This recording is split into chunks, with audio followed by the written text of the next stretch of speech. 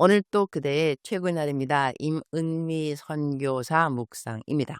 2025년 5월 6일 화요일 최고의 날. 순종의 열매는 하나님의 주권. 예레미야 26장. 어제 내 묵상의 삶의 적용으로 주님으로부터 지필에 대한 이야기를 올렸다. 아래는 어저께 올린 내용의 부분입니다.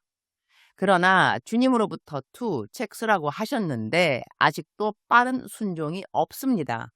마귀가 계속해서 이 책을 쓰지 않아도 된다는 생각을 주는데 이 생각을 강하게 뿌리치지 않고 있는 자신을 보게 됩니다.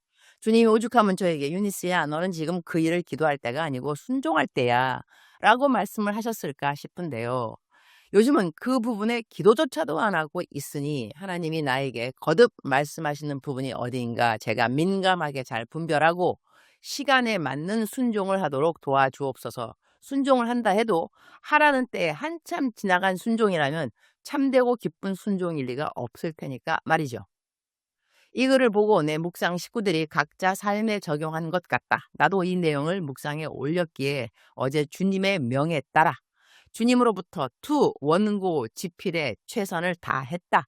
감사한 일은 첫 번째 책 주님으로부터가 출간된 지 거의 6달이 되었는데 네이버 앱 검색 결과로 베스트셀러에 오랫동안 머물러 있다가 어제 내렸다는 점이다.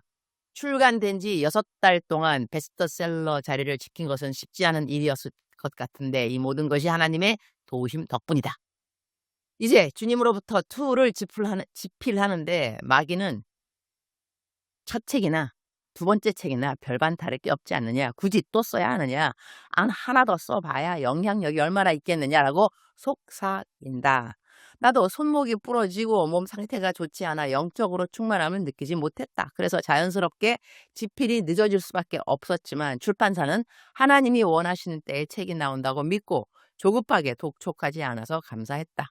한편으로는 이러다가 책을 못 쓰게 되지 않을까 걱정도 들었지만 기도할 때가 아니라 순종할 때라는 결심을 하고 어제 원고를 마쳤다. 할렐루야. 출판사에서 125편을 요청했는데 130편 이상 집필한 상태라 중복된 내용과 부족한 부분을 다듬어 한 10편 정도 수정될 것 같다. 어쨌든 주님으로부터 초고는 완성되었다. 이제 이 초고를 가지고 규장 출판사의 디자인, 편집팀들이 수고를 하게 될 터이니 그들의 수고를 하나님께 올려드린다.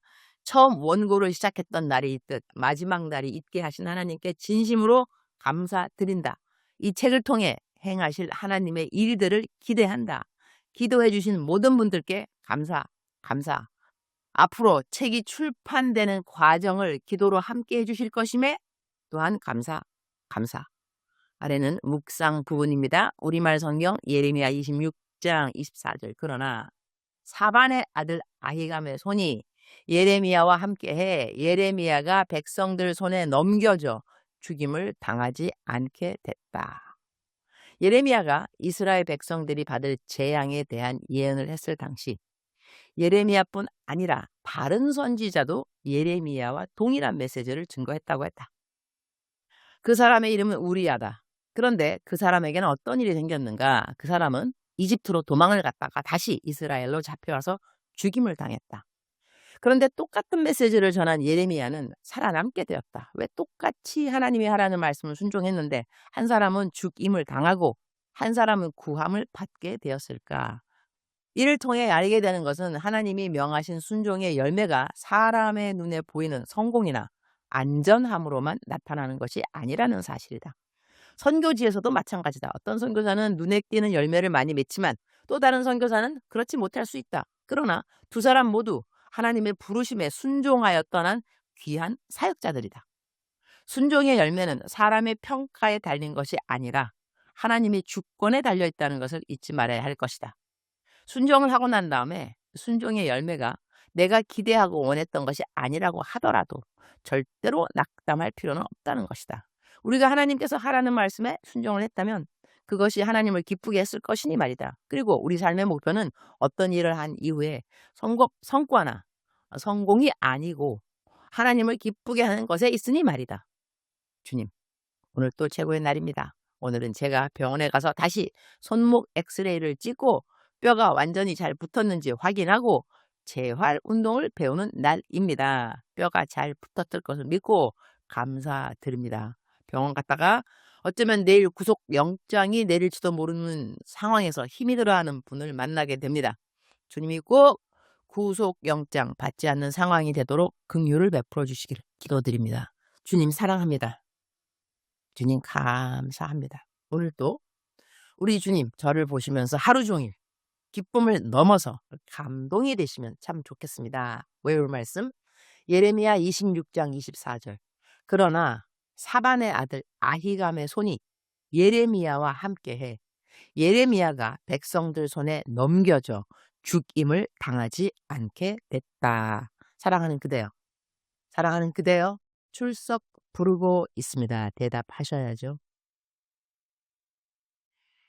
우리에게는 매일같이 영적 전쟁이 있기 때문에 영적 전쟁의 원수는 마귀가 되겠지요. 당연히.